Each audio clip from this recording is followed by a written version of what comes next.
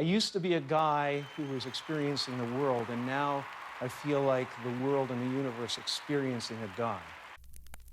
You're supposed to say, you know, we're important, and you're supposed to say, it's all going to be all right, and you're supposed to say that, you know, whatever you dream can come true, and you're supposed to say all those things. I do believe in manifestation, power of that kind of stuff, but I don't believe that any of it matters. You know, this mattering is to me a human construct, born out of a need. The same need as you have to have, you know, deities and things like that. I mean, I believe in an energy of God, an energy of, you know, everything is divine. You know, there's no thing that isn't divine. Everything is divine, and I'm that.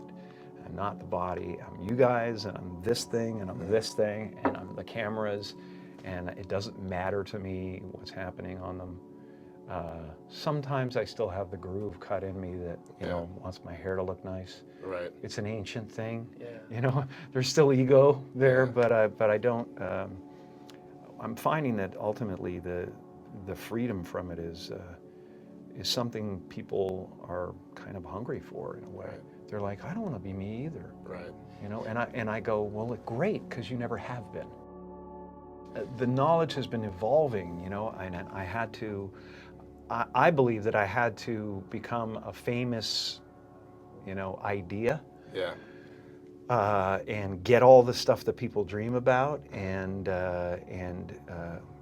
accomplish a bunch of things that you know, that look like success, in order to give up my attachment to those things. It's been a part of the evolution of ego is to spend your first half of your life acquiring and adding, thinking you can add to yourself, and it looks great. I mean, it looks great when you got a cool car and you got good, nice clothes and you know, and you're and you've done something that people admire, you know, but it can never fulfill you. You can never be happy. You know what I mean? It's not where happiness comes from.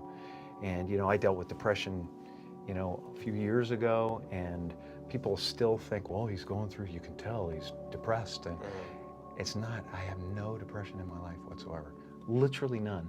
I have sadness and joy and elation and satisfaction and gratitude beyond belief, but all of it is weather, and it just spins around the planet. You know, it doesn't sit on me long enough to kill me.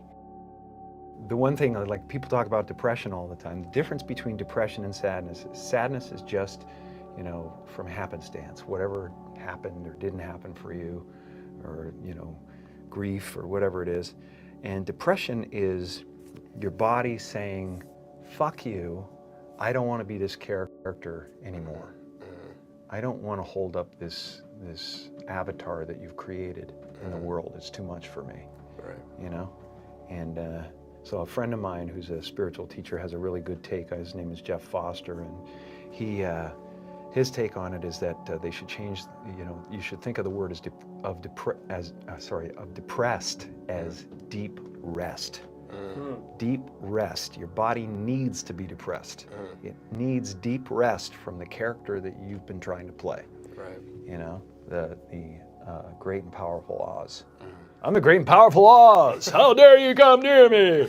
You know, kind of thing. And you're just the sweaty guy behind the curtain going. It's an amazing metaphor, you know, in that movie.